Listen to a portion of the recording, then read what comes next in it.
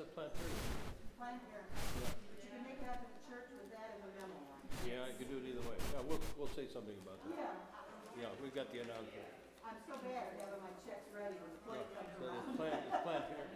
Illinois.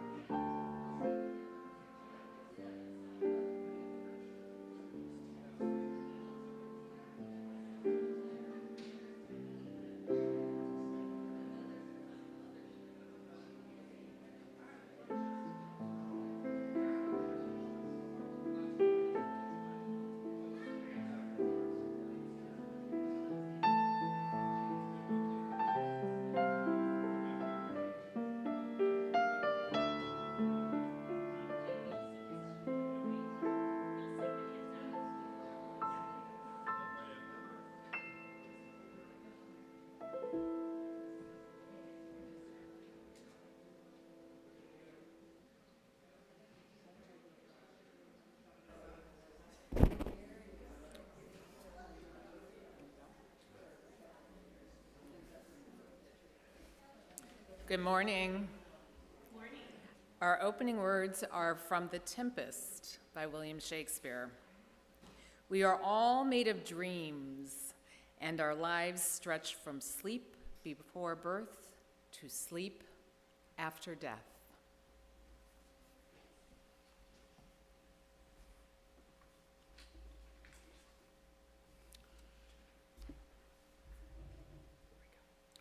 Lighting the chalice, joined together in the truth, and the warmth of love.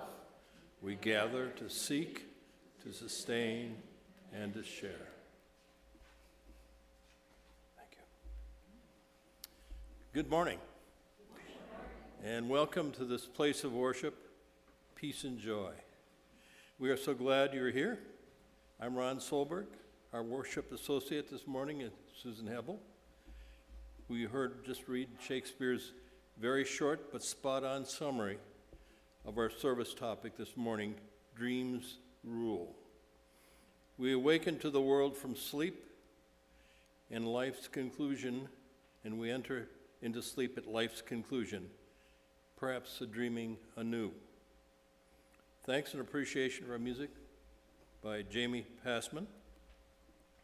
And not so coincidentally, some of our music, specifically the Dvorak, it comes from dreams. And we thank our technical technicians, crew masters, Alex Dvorak. Alex, thank you. And Gene Schaefer, who's not with us this morning, but he helped prepare some of the material that you're going to see on the slides. And our hospitality team, headed up by Paula Sajik Dvorak. Thank you, Paula, and your team. And very importantly, Pam Fodor, our program and education director, who is leading this morning's Our Time for All Ages, after which Pam will lead our young over to the RE building for classes. And you should know that we offer nursery care for our little ones in our RE building across the alley and down the stairs to your left. You can take them down there at any time during the service as the need arises. We welcome visitors. We welcome you all. And know we so appreciate your presence here with us. And please complete a name tag that is available to you at the back table. And be sure to take any printed items that discuss our church or our Unitarian Universalism. Many different and informative pamphlets appear in the back next to our church home's living room fireplace. And by the way, some of you may not have caught this, but that is our living room. And this church is built around the theme of home. Church is our home. And that's the very concept of what we are today. As a very active and loving congregation, you should know that multiple activities serving members of all ages and interests are on the docket for this upcoming week. Immediately following the service, we offer a coffee and tea hour during which you are encouraged to share your thoughts and ideas with one another, and certainly introduce yourself to those who may be with us for the first time or to others whom you may not be familiar. Immediately after the service at 12 noon, the men's discussion group, led by Peter over here, will be discussing this month's topic, the role of religion in society. But of course, women are invited to join us as well. The group will be meeting in the RE building, room 5 on the second floor. Our weekly news and notes that's delivered to your email boxes carry all of the other events occurring throughout the week. If visitors and guests fill in the directory form on that back table, you will receive our weekly email newsletter, news and notes. And feel free to participate in any of our activities, including this day's discussion group. You're all welcome to join us. Now let's join together with our first hymn.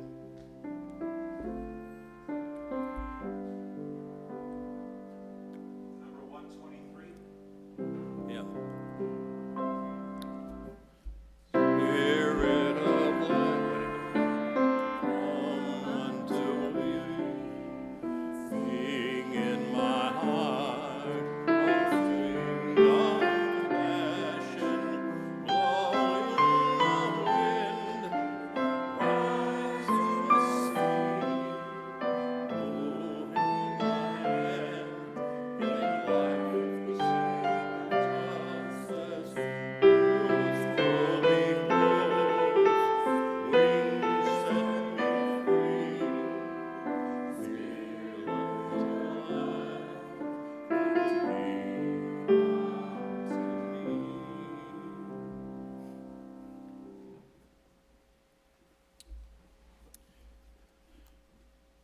now is the time for all ages, led by Pam Porter.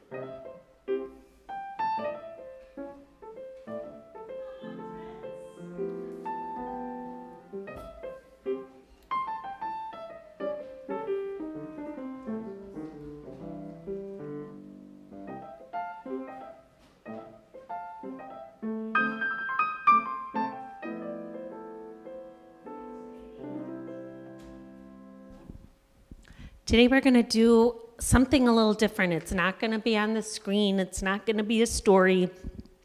It's going to be a special prayer, but we need to be able to move around. So if you want to stand up with me. I didn't think this through very well. I need my cheat sheet. Oh, thanks, Megan. Hold it really close because my eyes are bad. Okay. So, put down the book because you need your hands and your arms. And this is truly a time for all ages, so I will expect everyone to participate. All right. So, it goes like this. May you remember that everyone is special and you should be treated with respect. May you remember that we should try to offer fair and kind treatment to everyone. We're going to fist bump. Fist bump. Go ahead.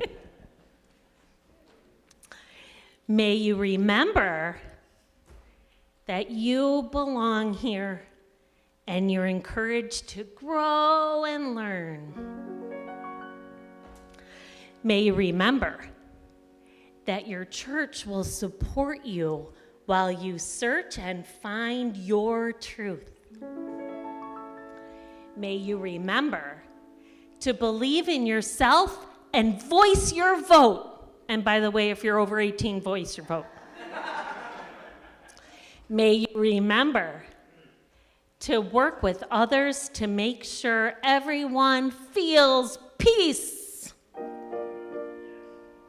And may you remember that we are all connected in the web of life.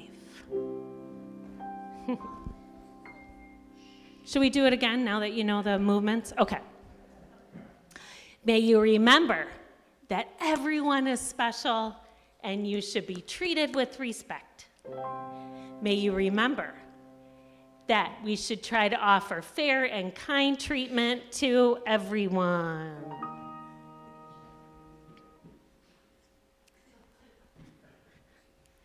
May you remember that you belong here and are encouraged to grow and learn.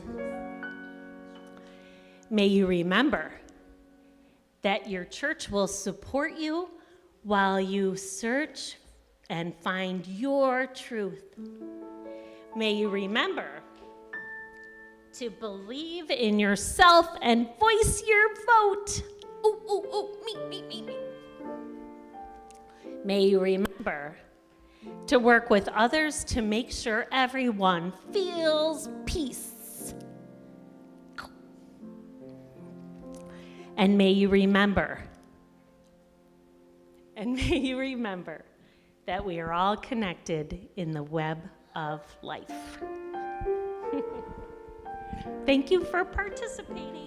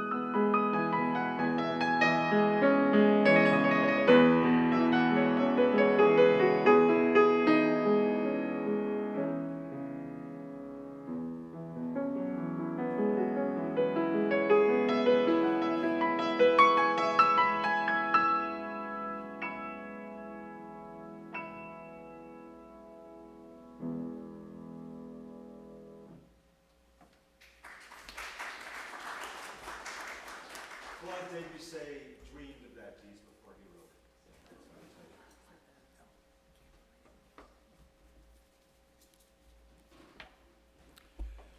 it. If you have a joy or concern, we invite you to come to light a candle and share it with the congregation if you choose.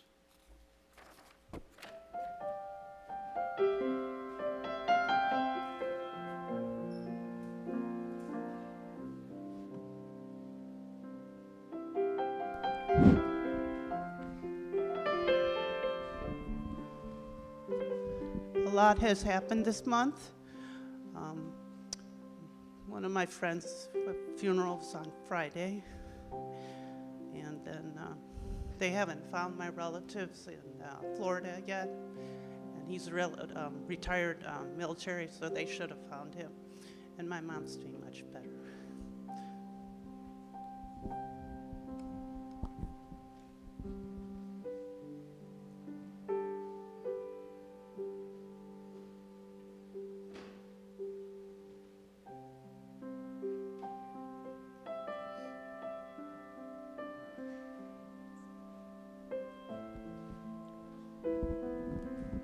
This is for Indigenous peoples every day, and for this church, church's embrace of natural religion, out of which I believe grew the Prairie Earth UU Fellowship, very accomplished out of 2 or 3 local congregations, and just a genuine and solid embrace of the dignity of Native peoples.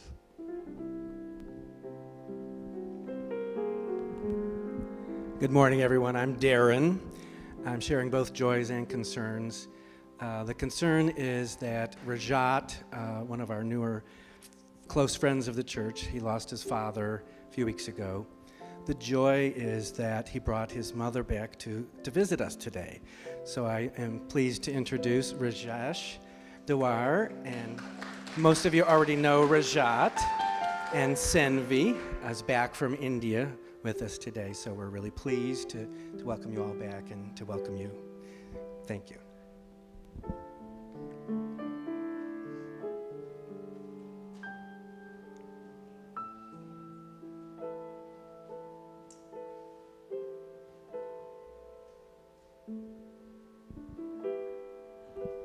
I'm Norma, related to the speaker here. I just wanted to call out, there was an NPR program on sex education programs for youth this week, and 2 callers on the program referred to the Unitarian program as being great. That's my paraphrasing, but it was interesting to hear on a national program that calling out our religion, and the program that many of you have been aware of. We're lighting 2 candles today.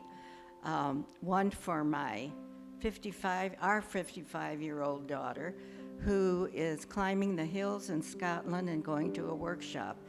And we Zoomed the other day, and she was climbing on ledges that were only 6 inches wide. So I'll be so glad when she gets back. And our second candle is for our 60-year-old daughter, who is a cancer survivor, and she's running at this moment in the Chicago Marathon.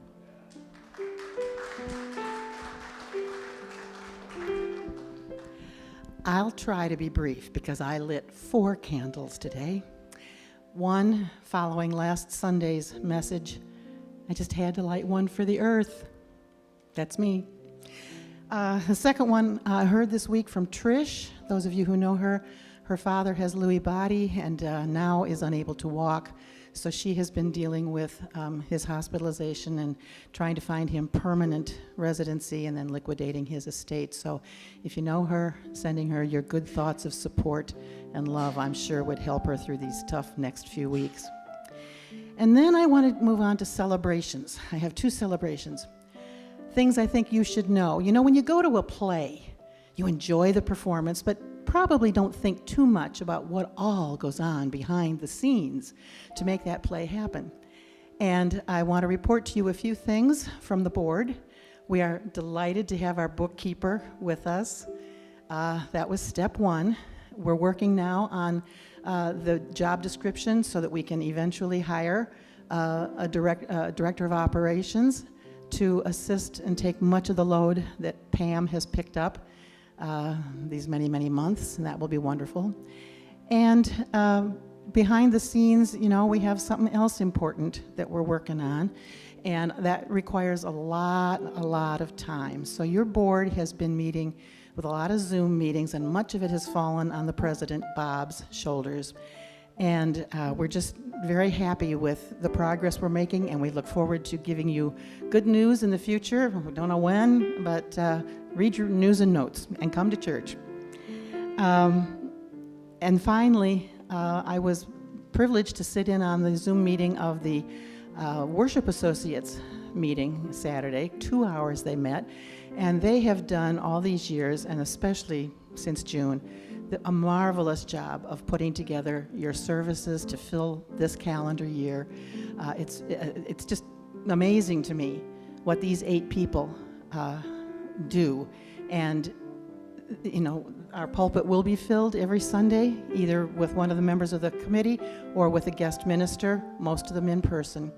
And it's just, I want these people, if they're here today, there are 8 of them, to stand, remain standing. No, hold your applause, hold your applause.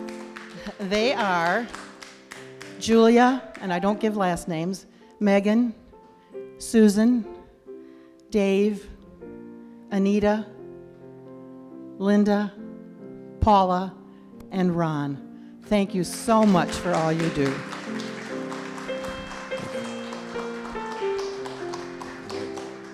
We light 3 candles.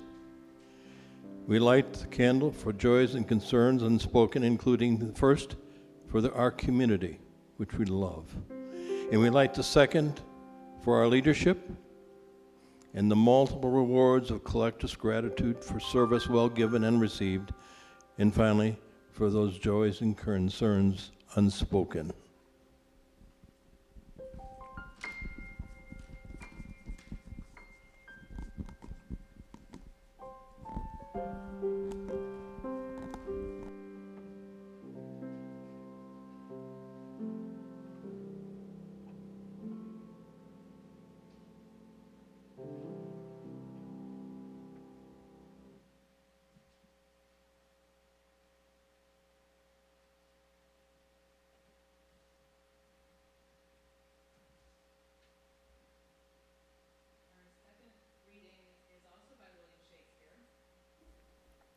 Weary with toil, I haste me to my bed, the dear repose for limbs with travel tired.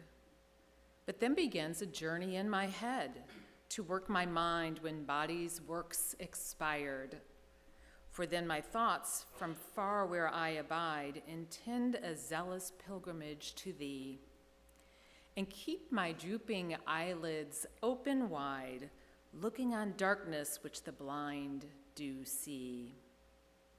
Save that my soul's imaginary sight presents thy shadow to my sightless view, which, like a jewel hung in ghastly night, makes black night beauteous and her old face new. Lo, thus by day my limbs, by night my mind, for thee and for myself no quiet find.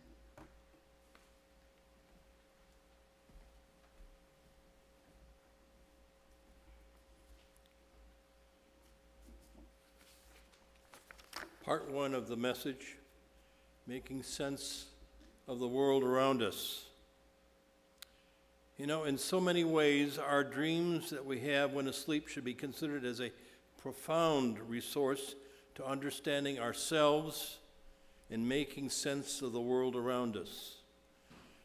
The ancients, along with the early and modern scientists, philosophers, and artists, have told us as much, understanding that we spend as much as a third of our days and nights in our respective dream worlds. Historically, they have contributed significantly to our religiosity and to our arts and sciences, thus enhancing our humanity.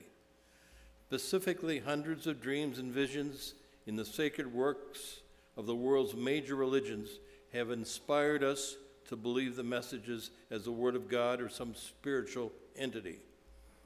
For the bulk of human history, dreams were understood to be full of messages and portents. In many cultures and texts, from the Epic of Gilgamesh to the Old Testament to the Tibetan Book of the Dead, they were seen as omens or communications from gods, ancestors, or the spirits, telling us things we just couldn't otherwise know. Dreams predicted the birth of the Buddha, guided Jacob, Daniel, and Joseph, and provided sacred knowledge to the members of the indigenous communities around the world. One of the first known dream dictionaries was written 3,100 years ago in ancient China. Its author was a member of the Zhou dynasty. Its contents, which are organized around thematic elements in dreams. Dreams about the sun, moon, and stars come before those about shoes, socks, and clothes. Would be recognizable to anybody who bought a modern dream guide in which dream motifs stand in for supposed deeper meanings. If the wind blows your clothes in a dream, supposedly, the book advises it means a disease is coming for you. Well, maybe not. However, many others in more recent times have served as generators of art, literature, and scientific developments and breakthroughs. Dedry Barrett, a teacher in the psychiatry department at Harvard University Medical School, editor of the journal Dreaming, examines the role of dreams in creativity, citing the following examples: Jasper John's Flag, the character Stuart Little, and the plot of Frankenstein, the Beatles' song Yesterday, the first ironclad battleship, the scientific breakthrough that earned researchers the 1936 Nobel Prize in Medicine, and though this one may be apocryphal, the structure of the periodic chart or table. Stephen King, who struggled with the conclusion of It before dreaming the ending exactly as he published it, once explained that he uses dreams as a purposeful part of the creative process.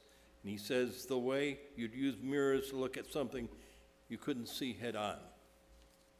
Sometimes these dreams and images that appear in them seem to cross over from one discipline to another, as in the case of Jacob's Old Testament ladder and Dr. James Watson's 1953 spiral staircase dream, with much different interpretations, but with equally profound implications. Jacob's ladder was initially understood as God's covenant and path, making Israelites his people. Later was adopted by New Testament Christians to mean that God was uniting the heavenly with the earthly through his only begotten Son, Jesus. Dr. Watson's ladder or staircase became his personal inspiration for the double helix spiral structure for our DNA, something in which he went on to win the Nobel Prize in Physiology or Medicine in 1962.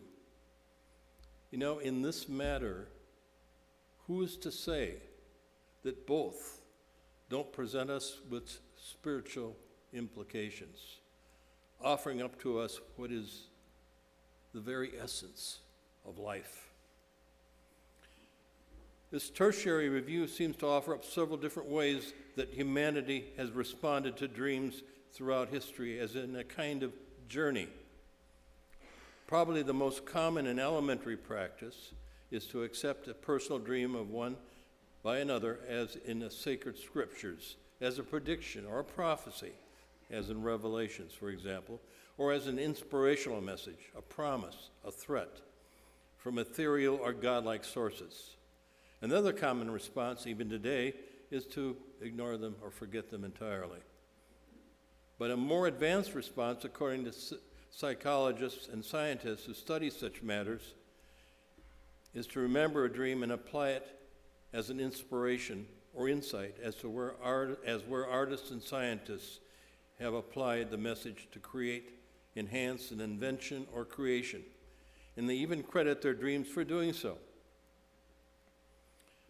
specific, the piano music you've been hearing performed by Jamie this morning has been inspired wholly or in part by dreams, of course, Debussy's work. Finally, there are those who support active involvement in a lucid dream, type of dream in which the dreamer becomes aware that they are dreaming while dreaming. And during a lucid, or what's called an LD dream, the dreamer may gain some amount of control over those characters in that dream, in that narrative, or in that environment. In that regard, please join us together and rise as you are able, singing hymn number 211, "We Are Climbing Jacob's Ladder."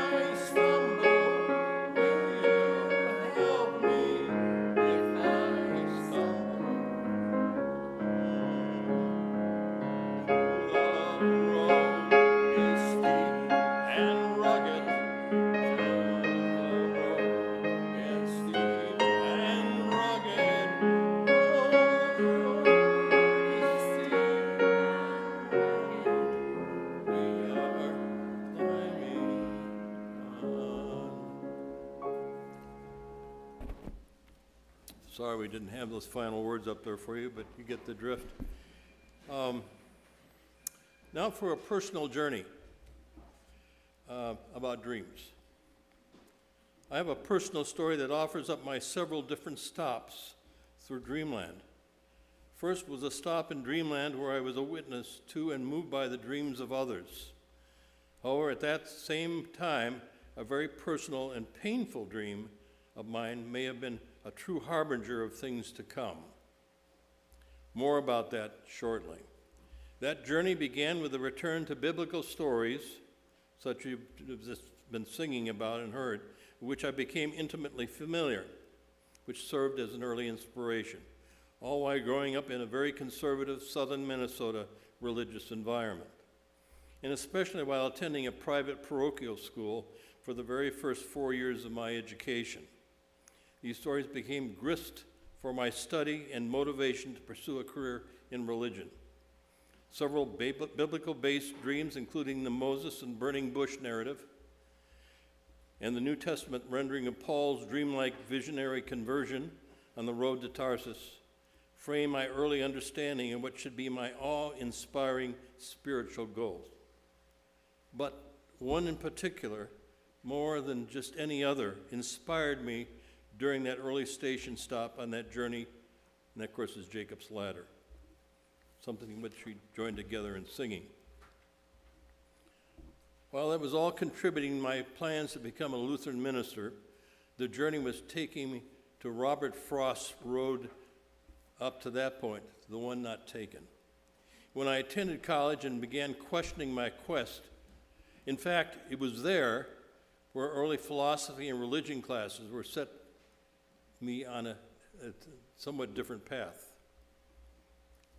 A discussion of the importantly held Christian belief of the Trinity stopped me in my tracks, or ironically put me on the same track with the early European founders of Unitarianism.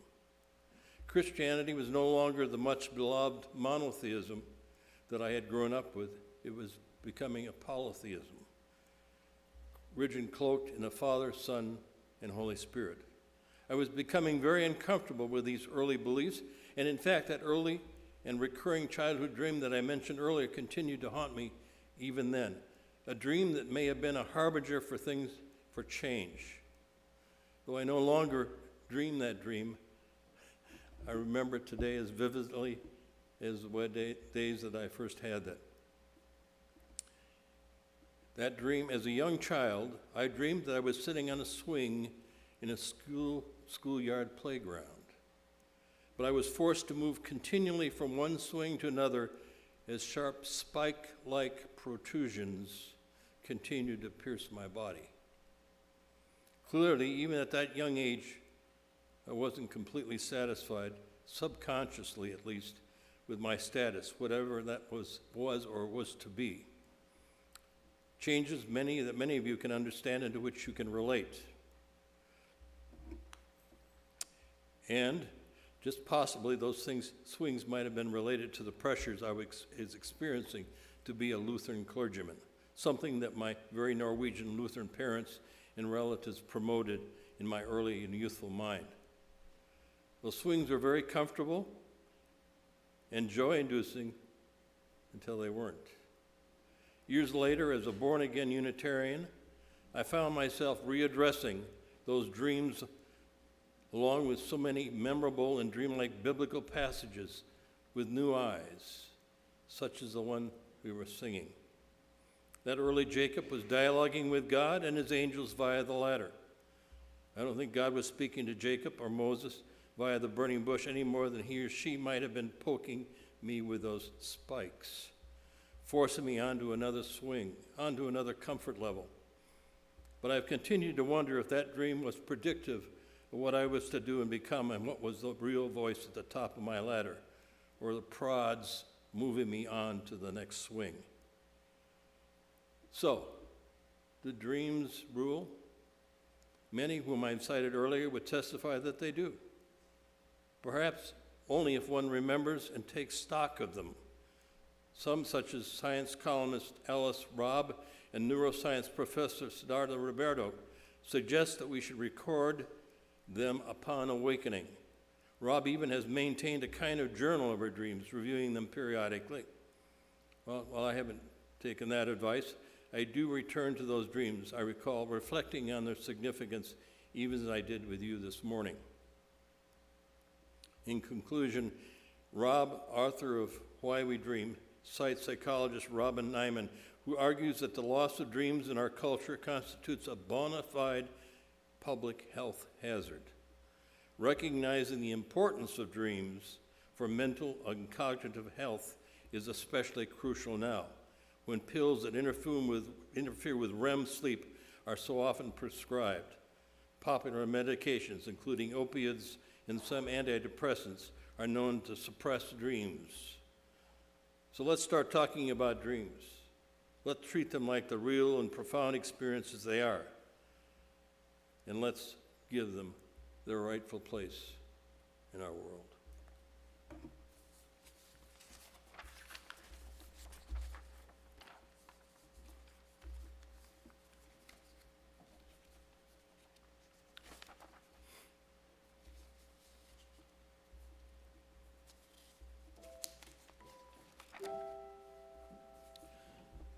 Out of a place of gratitude and fullness, we bring our gifts to this church community.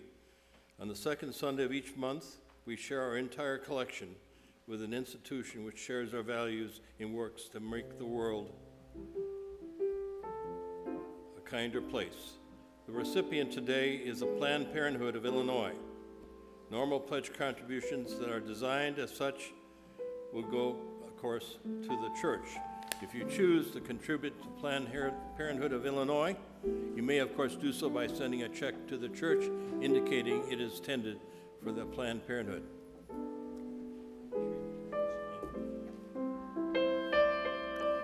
So just a little information. I know everybody's heard of Planned Parenthood, but I just want to share some information about it. Planned Parenthood of Illinois has been a leader in sexual and reproductive health care, education, and advocacy for nearly 100 years. Think about that. They provide high quality and compassionate care to nearly 60,000 patients annually through their network of 17 health centers and digitally through their app and online services. With the overturning of Roe v. Wade, they anticipate an annual increase of 30,000 out-of-state patients seeking abortion care access in Illinois. PPIL, Planned Parenthood of Illinois, will continue to expand access and provide care so all patients can make their own decisions about their bodies and their future. Together, they will ensure that access to quality and non-judgmental reproductive health care is a reality for all. As our collection, to reiterate what Ron said, if you write a check you can write a check to Planned Parenthood, you can write a check to the church and then put Planned Parenthood in the memo line. If you would like to contribute cash, that cash will go to Planned Parenthood of Illinois. If you'd like to donate simply to the church, write your check to the Unitarian Church of Hinsdale. Did I get it all? I think so. As our collection is gratefully received, I invite you to say the offering words together, which are on your screen. This church is made up of all of us. It is what we learn together, the work we do together, the fun we have together. It is what we share together with the people around us and with all the world. Thank you.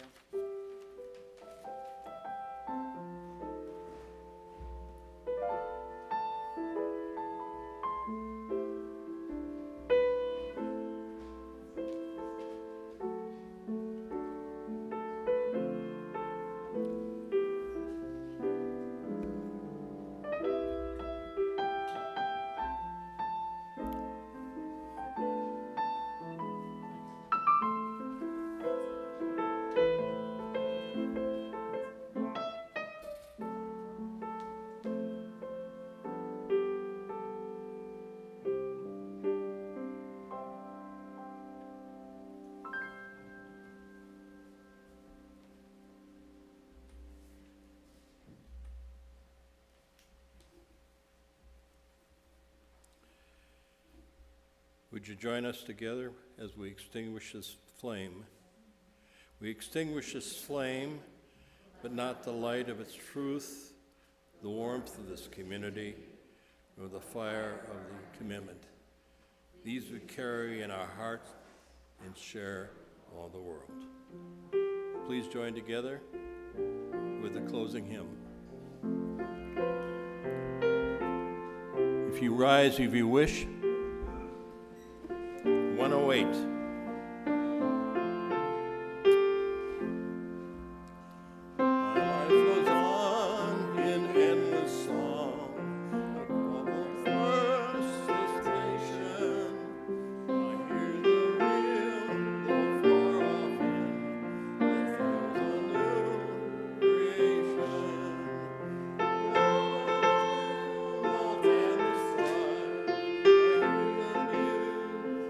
Bringing